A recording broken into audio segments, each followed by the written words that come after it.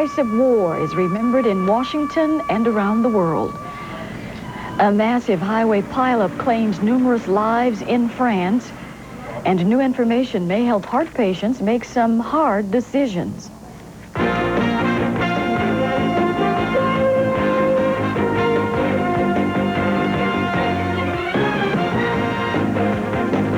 Headline News, I'm Lynn Vaughn. Americans who have served their country both on and off the battlefield are being commemorated today. This morning, President Clinton attended a Veterans Day ceremony at the Tomb of the Unknowns in Arlington National Cemetery. The service ended just a few moments ago. Mr. Clinton laid a wreath at the tomb and praised all veterans for protecting Americans' rights and freedoms.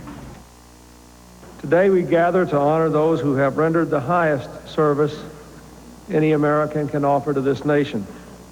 Those who have fought for our freedom and stood sentry over our security. On this hillside of solemn remembrance, and at gravesides and in veterans' halls and proud parades all across America, today we join as one people to appreciate a debt we can never fully repay.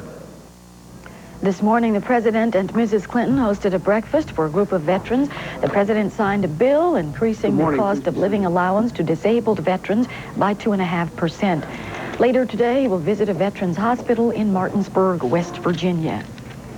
The thousands of women who served in the Vietnam War finally have their own memorial. It will be formally dedicated today next to the Vietnam Wall in Washington. The monument depicts 3 nurses, one of them cradling a soldier. The model was sent to the Clintons yesterday. President Clinton signed papers putting the memorial under the control of the National Park Service and declared this National Women Veterans Recognition Week. France is among the nations marking Armistice Day, the day World War I ended. French President Francois Mitterrand laid a wreath at the Arc de Triomphe, where France's unknown soldier is buried. In Great Britain, the Queen Mother took part in memorial ceremonies at Westminster Abbey. A field of tiny crosses was erected in memory of the war dead. The fighting ended in 1918 on the 11th hour of the 11th day of the 11th month. Memories of wars gone by are being stirred in Germany by a growing neo-Nazi movement. Walter Rogers reports. Germans marching against fascism. To an anxious world comes the nagging question, are they marching away from their dark history or back into it? These Germans are commemorating the Reichskristallnacht, that night in 1938 when city streets were filled with shattered glass after Hitler ordered attacks on Jewish businesses. I was arrested in that night about 6:30 in the morning, and only 2 days after Kristallnacht, we were marched to a railway station and taken to Buchenwald.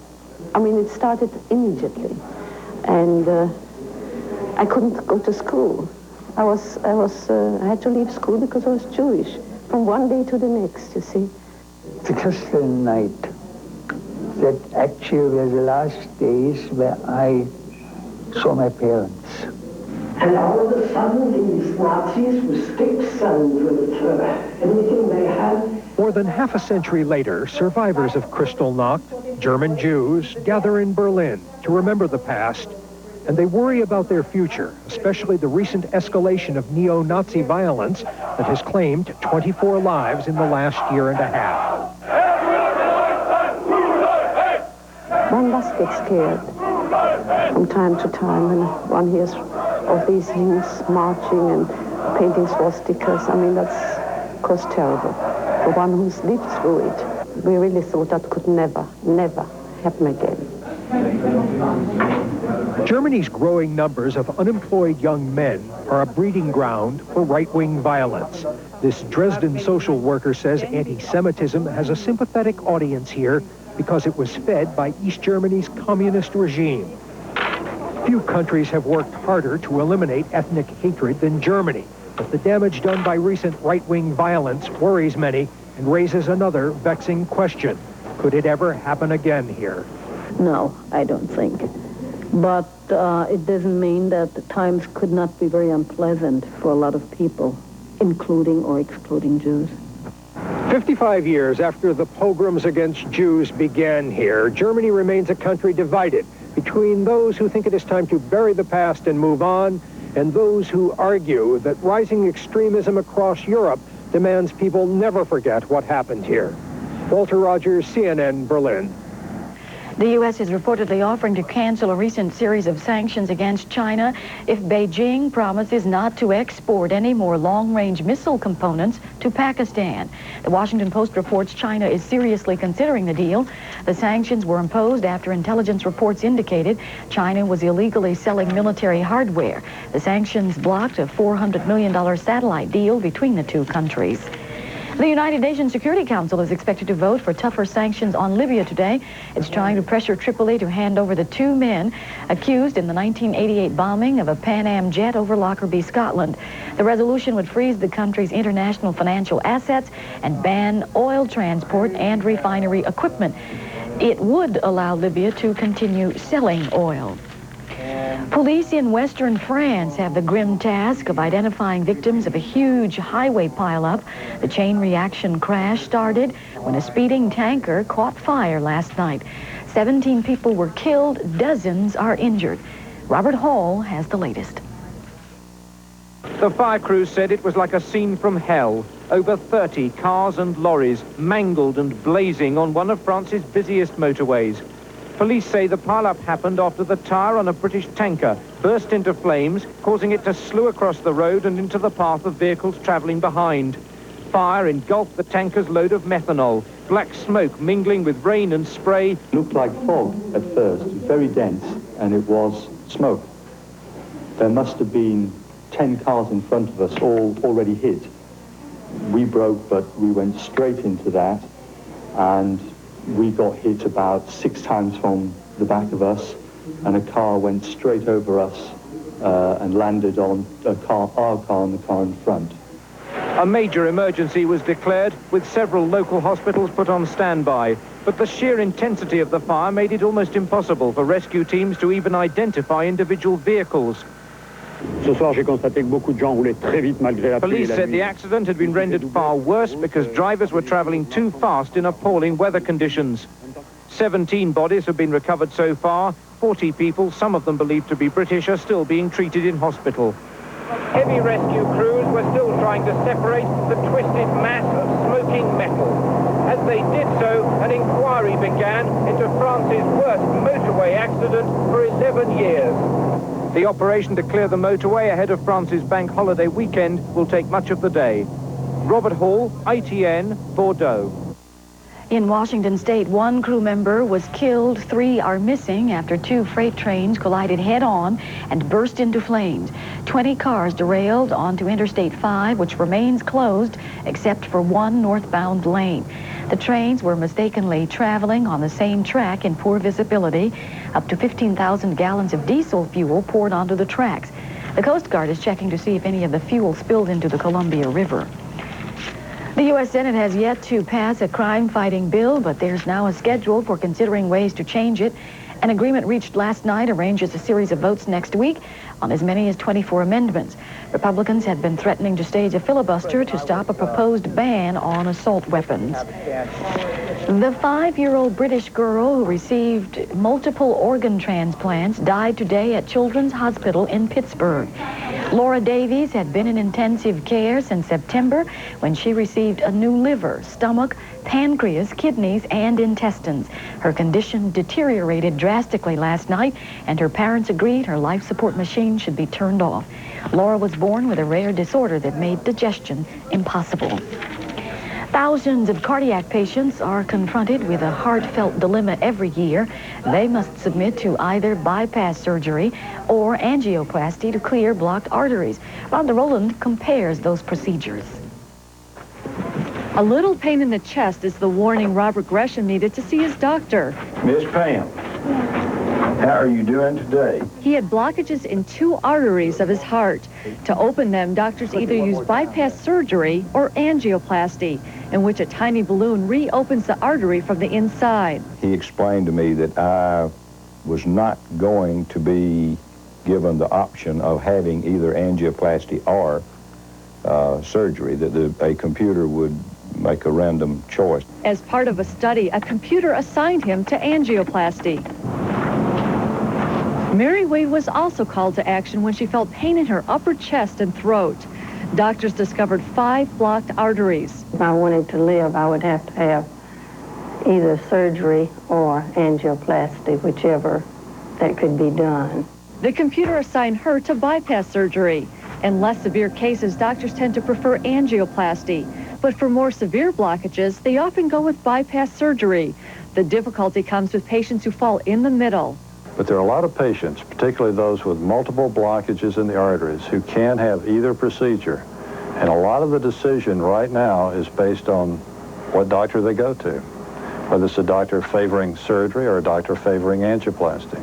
The study reported at the American Heart Association meeting found those patients do just as well with angioplasty as with surgery, at least for the first 3 years. Now we at least know that these patients are not exposed to extra risk by first having an angioplasty if that's what they choose. What they found is that each treatment was equally effective at preventing patients from dying or having a heart attack. And the quality of life was similar in both treatment groups. Angioplasty seems to be more appealing. No open chest surgery, patients often go home in 1 day, and it's cheaper than bypass surgery. But more angioplasty patients return for further treatment, eliminating the overall cost savings. Doctors say there's no one answer. At this point, angioplasty is as safe and effective as surgery. But continued study is needed to know the long-term benefits to patients. Rhonda Rowland, CNN Medical News, Atlanta. Rain is falling on Southern California only days after fires ruined huge areas of brushland. A few small mudslides were reported today. One covered part of the Pacific Coast Highway near Malibu. Forecasters believe the rain will not be heavy enough to cause serious problems, but fire stations are distributing sandbags as a precaution, and some residents are covering hillsides with plastic. An update from Wall Street is next in Dollars and Cents, and later, a pipe dream come true.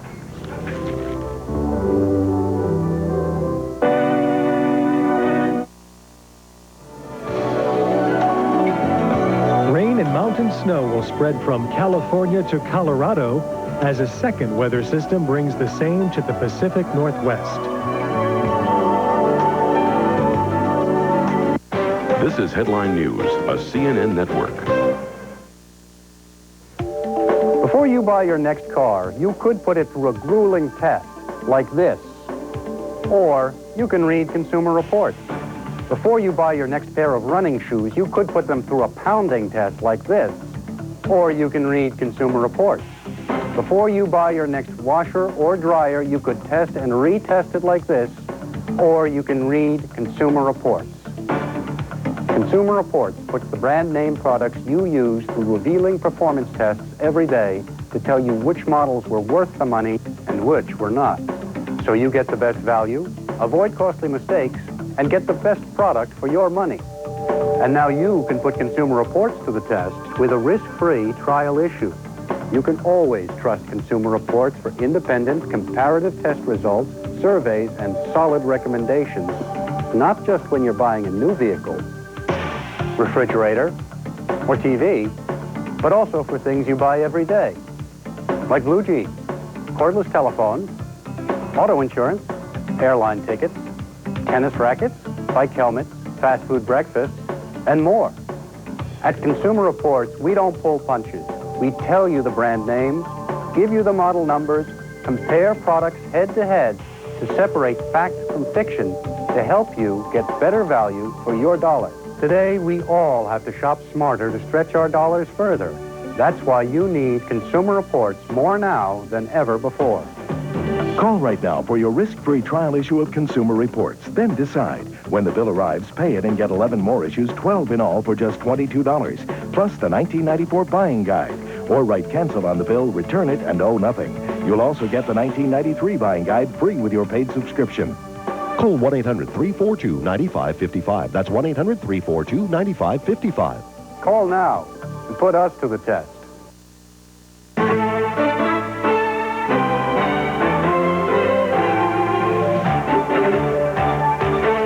15 minutes past the hour. Time to check the latest financial headlines. Terry Keenan is in New York. She has details for us. Hi again, Terry. Hi, Lynn. Blue chip stocks are in the plus column, but off earlier highs. The Dow had been up 16 points, but nearly half of that is now gone. Right now, the Dow is up 8 2/3 at 3672. Volume on the big board heavy, 146 million shares traded so far. The other three indexes all higher, with the Nasdaq Composite gaining 3.5 points. Pacific Telecom is driving down the information superhighway with a lot of cash in the back seat. Its Pacific Bell unit will spend $16 billion over the next 7 years to develop an interactive network. The network will provide movies and television shows on demand and home shopping to Pactel's California customers. AT&T will supply equipment for the project. AT&T stock is up 1 7/8 on that news. Pactel shares, though, losing a point. Shares of the Gap, though, up 2 3/8 today. Third quarter earnings rose 27%. Sales were up by 9%.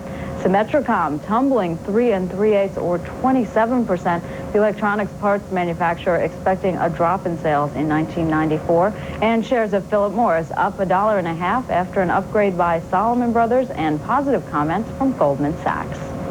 Well, maybe a small world after all, and now Walt Disney is going to cover more of it. Disney announcing it will open a 3,000-acre American history theme park in Virginia, about 30 miles from the nation's capital. The theme park will employ about 1,000 people and could open by 1998. Recent reports show consumer prices are holding steady. Higher prices aren't necessarily good for the economy. Falling ones can be just as bad. Kitty Pilgrim explains. Consumers have declared the price isn't right. There's been a drop in diapers, a skid for tires, and a slide in shampoo prices. Top shelf manufacturer Procter & Gamble has recently lowered prices up to 15% on a wide range of products. The Gap, JCPenney, and Sears have changed their tags on everything from vacuum cleaners to latex paint. Our pricing is much more competitive than a year ago. Selectively throughout the store, we have reduced our regular prices on various lines of merchandise to be more competitive. The customer is out there in the market. They're interested in finding the best value, and we intend to give it to them. Even as consumer inflation has fallen this year from its peak of 3.3% to the current 2.8%, bond market and central bankers continue to hunt for insidious inflation. Some economists say they're missing the possibility of a deflation spiral. There is an element of sort of silver lining from the point of a consumer that prices are slowing. But that's only good if you have the wherewithal to spend. If you worry about your job, as many people do, or you don't have the income gains, which is true with many people, then you're more cautious about buying whatever it is you would like to buy. The danger is that to cut prices, retailers and their suppliers will put more pressure on costs and jobs, in turn creating an even more price-sensitive consumer. Kitty Pilgrim, CNN Business News, New York. Still a bit of inflation in the Dow. It's up 9.5 points. That's dollars and cents. Back to you, Lynn. Thanks, Terry. And highlights from the hard courts next in Headline Sports.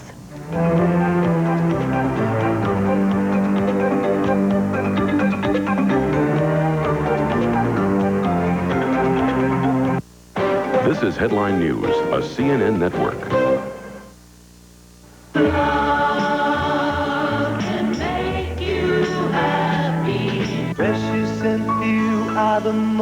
These are special songs to us. All great hits that we still love to hear today, but just can't find on many albums.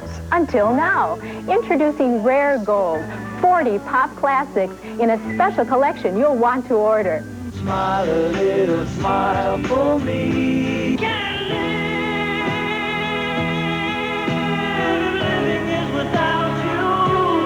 Just call me angel of the morning. When will I see you again? Sunny. Rare Gold has 40 original hits by the original artists. Here's more.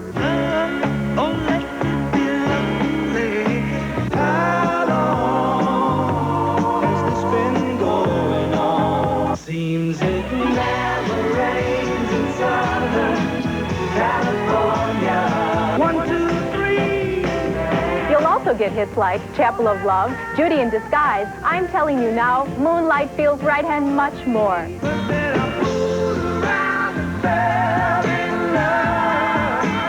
We had joy, we had fun, we had seasons in the sun. Oh, but love grows where my rosemary goes. The sailor say, Brandy, you're a fine girl. Rare Gold on 4 LPs or 2 cassettes for $19.95. 2 CDs, $24.95. Here's how to order. Have your credit card ready and call toll-free 1-800-328-5577. That's 1-800-328-5577. Or send $19.95 for 4 LPs or 2 cassettes, $24.95 for 2 compact discs, plus $4 shipping and handling to Rare Gold, P.O. Box 7100, Department C, Libertyville, Illinois, 60048.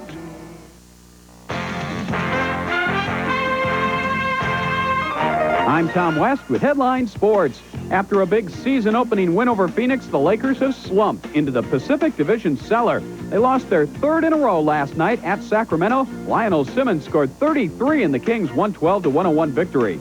Sir Charles was on the loose in Phoenix. Barkley grabbed 20 rebounds and scored 35 points as the Suns stopped San Antonio 101-93. Dennis Rodman pulled down 25 rebounds in a losing effort but didn't score a point.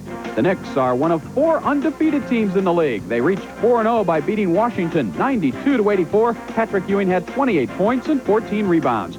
Croatian rookie Toni Kukoc rescued the Bulls at Milwaukee. He drained a long